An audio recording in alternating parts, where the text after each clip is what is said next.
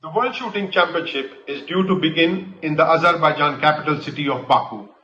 A 53-member Indian contingent has arrived in that city to try and win some honors for India. We all know that the Tokyo Olympic Games was a bit of a disaster for the shooters from India with no medals at all. There was some salvaging of the reputation that happened in the World Championship in Cairo last year, where India got 9 medals, including 2 gold and 4 silver. How the shooters do this time will be very interesting to watch, primarily because it will tell us the trajectory and the pace that the Indian shooting team has gathered over the last 12 months. There have been several ups and downs. The junior team has done really well. Some shooters have won medals in the World Cup. But this is the tournament that matters. This is the championship that matters a lot, primarily because Olympic quotas are to be had here. 34 shooters will figure in 12 different disciplines in rifle, pistol and shotgun event, both in men and women. And how these 34 shooters fare will be a point of interest, and how the Indians perform in the World Championship will determine how many more Indians can get to go to the Olympic Games. There is only one Indian who figures in the top 3, and that is Prithviraj Tondaiman in the trap shooting arena. But if you expand the scope a little bit and look at the top 10 list, you will find 6 other Indians joining Prithviraj among that list, both in rifle, pistol and shotgun events.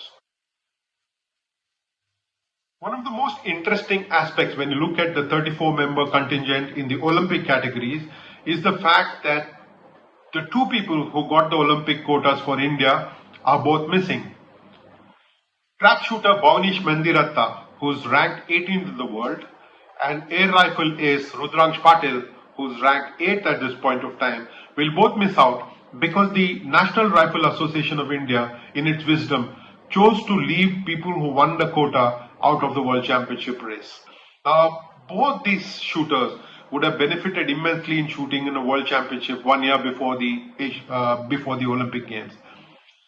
Sadly, they miss out on the opportunity to learn where world shooting is at this point of time by competing in matches, and there is nothing that can equal competitive match experience at this level.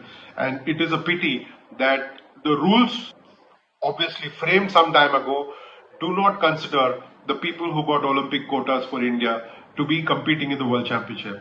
Now, if you're a Rudraksh Patil or if you're a Bhavnish Mandiratta, you will both be missing out on the chance to rub shoulders with the best in the world and to see where you stand.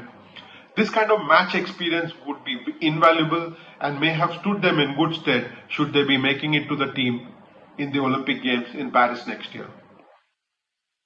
Despite that, India has got a strong contingent. There have been some fabulous shooters who picked up medals in the World Cup before and who have done well in the World Championships previously. But it will be interesting to see how they cope with the pressure of the situation of shooting for Olympic quotas as well as the World Championship this time.